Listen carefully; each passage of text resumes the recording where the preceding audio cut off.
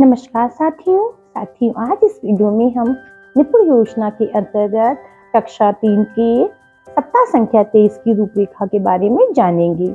हिंदी विषय के प्रथम दिवस के प्रथम कालांश में आदर्श वाचन के अंतर्गत पंक्ति की किताब का पाठ 19 सुभाष चंद्र बोस का वाचन कराया जाएगा। द्वितीय कालांश में पाठ पुस्तिका में पेज नंबर 141 समझाकर भरवाया जाएगा तथा तृतीय कालांश में पठन अभ्यास 28 के पहले भाग का वाचन कराया जाएगा।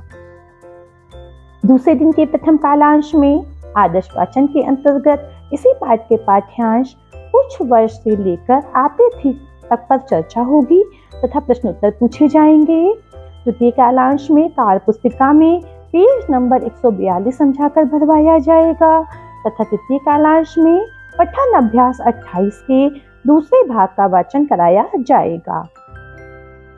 तीसरे दिन के प्रथम कालांश में आदर्श वाचन के अंतर्गत इसी पाठ के पाठ्यांश बीए से लेकर स्थापना की तक पर चर्चा होगी व प्रश्नोत्तर पूछे जाएंगे। तृतीय कालांश में कार्य पुस्तिका में पेज नंबर 143 और 144 समझाकर भरवाया जाएगा तथा तृतीय कालांश में पठन अभ्यास के अंतर्गत 28 के तीसरे भाग का वाचन कराया जाएगा।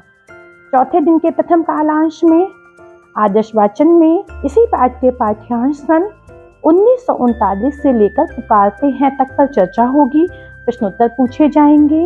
द्वितीय कालांश में कार्य पुस्तिका में पेज नंबर 145 समझाकर भरवाया जाएगा तथा तृतीय कालांश में पठन अभ्यास 28 के पहले दूसरे तीसरे भाग का पुनः वाचन कराया जाएगा।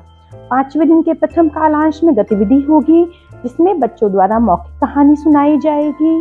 द्वितीय कालांश में कार्य पुस्तिका में पेज नंबर 146 समझाकर भरवाया जाएगा तथा तृतीय कालांश में स्वतंत्र पाठन के अंतर्गत पुस्तकालय की पुस्तकें बच्चों को पढ़ने के लिए दी जाएंगी। छठे दिन के प्रथम कालांश में गतिविधि होगी जिसमें राष्ट्रीय पर्व पर चर्चा की जाएगी तथा द्वितीय तृतीय कालांश में सभी बच्चों का साप्ताहिक आकलन किया जाएगा। इसी तरह से गणित विषय में प्रथम दिवस में संसाधन चाहिए होंगे विभिन्न वस्तुओं के रैपर जिसमें भार लिखा हो, ग्राम व किलोग्राम में, बोतल, पेंसिल। इसका उद्देश्य होगा ग्राम और किलोग्राम का संबंध बच्चों को समझाना। मैं करूँ कालांश में गतिविधि में अलग अलग वस्तुओं के भार बच्चे ग्राम व किलोग्राम में बताएंगे। हम करें कालांश में रैपर देखकर बच्चे वस्तुओं के नाम व उनका भार बताएंगे। आप करें कालांश में तराजू बनाकर उनको बाट द्वारा संतुलित करना सिखाया जाएगा तथा कार्य पुस्तिका में पाठ पत्रक 1 भरवाया जाएगा।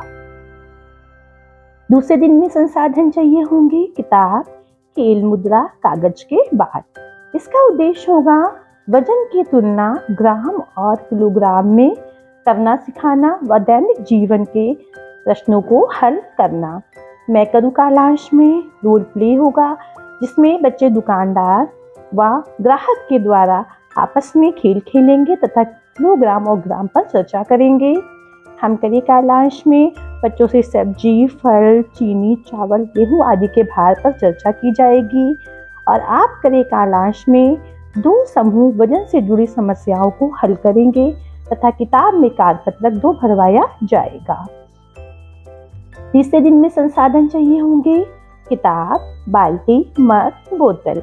इसका उद्देश्य होगा धारिता का अनुमान लगाना, मानक इकाई जैसे लीटर से पात्रों की धारिता का मापन करना सिखाना।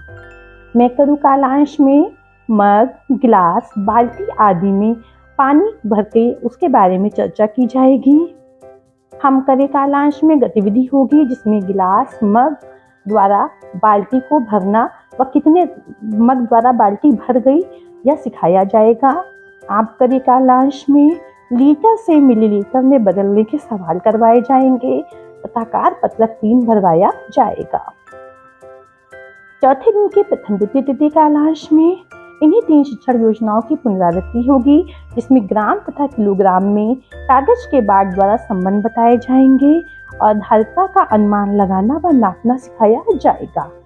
पांचवें दिन के समस्त कालांश में सभी बच्चों का कार्य पुस्तिका में दिए गए पत्रक में साप्ताहिक आकलन किया जाएगा तथा छठे दिन के समस्त कालांश में पाठ पुस्तिका में पुनरावृत्ति व उपचारात्मक शिक्षण कार्य किया जाएगा।